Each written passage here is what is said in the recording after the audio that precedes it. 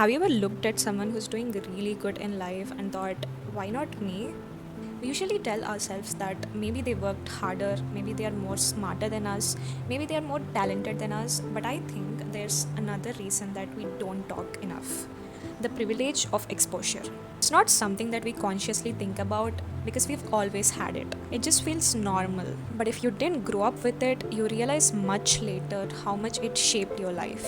For example, I was born in a small town. I don't even know what IIT was until my ninth standard. And when I tell people that, they're surprised.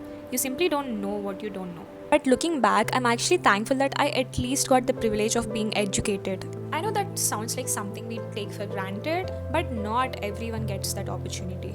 Even with the education I had, there were still a lot of things that I wasn't exposed to. That made me realize that education alone isn't enough.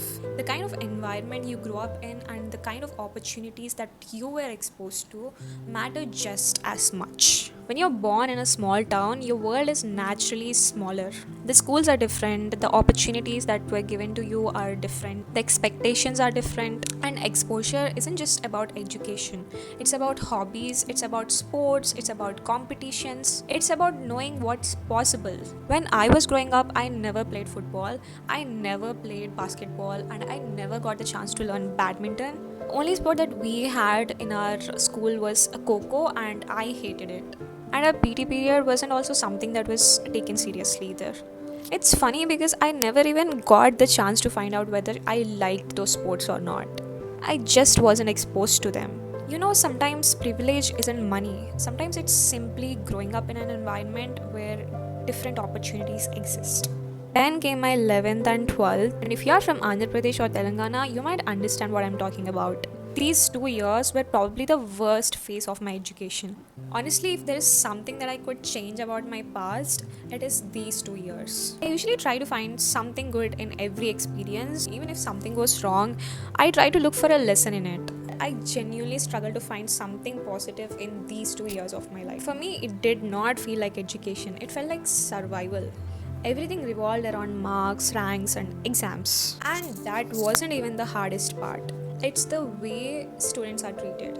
Imagine hundreds of students packed into classrooms that were never meant to fit that many people. Or sometimes even 5 people sharing a single bench, and it was always overcrowded. Sleep schedule was a mess. We'd wake up around 5:30, and by the time the day ends it's 10:30 p.m. And for someone like me who never lived away from home, it honestly felt like torture. I was homesick, I was sleep deprived, and I was constantly anxious. Not complaining or anything, it's just that the system was so messed up.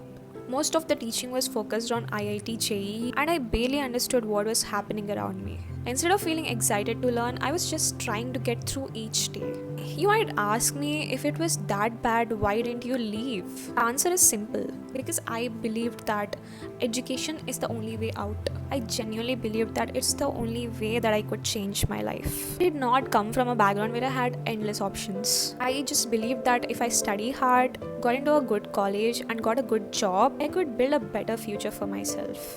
So I stayed. Looking back, I don't think I've actually studied anything during those 2 years of my life. And I think there's a huge difference between surviving an education system and actually learning from it. And also, people ask me whether I ever wanted to pursue art instead of engineering. Honestly, no. It's not because art did not exist or not because I did not enjoy it. I simply did not consider it as an option. Because when you're coming from a family that needed financial stability, you don't just choose a career based on your passion. You choose a career based on what can give you a secure future.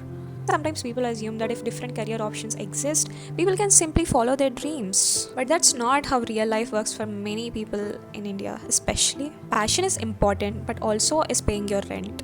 So is supporting your family. So is having financial freedom. When I researched about career options, computer science stood out because it offered stability and good opportunities. And I don't regret the decision. For me, personally, earning was not about becoming rich. It's about having choices. It's about giving myself the freedom to build the life that I want. So I chose computer science. And I don't think there's any shame in admitting that, because money gives you choices, money gives you freedom. And when you don't come from a lot of privilege, financial stability itself becomes a dream. Do I love technology? Yes. It's a very exciting field, it's constantly evolving, and it gave me opportunities I wouldn't have had otherwise. Today, I have a decent job. It's not extraordinary, but I would say it sort of gave me the independence that I was working towards. And even though I know there's still a lot of room for growth, life isn't that simple anymore. I'm currently trying to manage two things: one, my job, and the other one is my content creation. If I put all my focus into my software career, I know I could grow much faster. There's another voice in me saying that please don't be stuck in this corporate world forever. I don't want to be, you know, it's who dreams about jobs anyway? Now that I know that there are a lot of other career options which doesn't require you to sit in front of a computer for like 10 hours, I feel like, you know, you could try. You could try to build a different career if possible.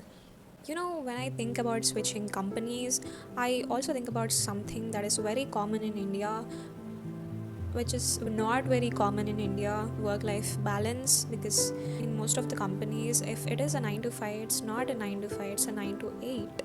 I'm scared that if I only switch for money, I would have to sacrifice my mental peace. I'll have to make that decision soon. Maybe I don't have to. I'm still figuring it out, and I feel like that's okay.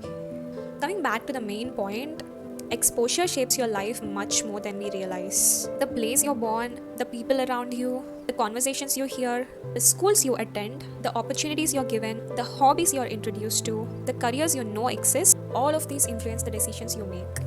But there's another important part. Just because your starting point was different doesn't mean that your ending has to be. At some point, we have to consciously seek exposure ourselves. We need to consume a lot of content, we need to read a lot, travel if we can, meet people from different backgrounds, learn new skills, watch documentaries, use the internet, question your own beliefs. I think this is the most important one, because every new experience expands your world a little more.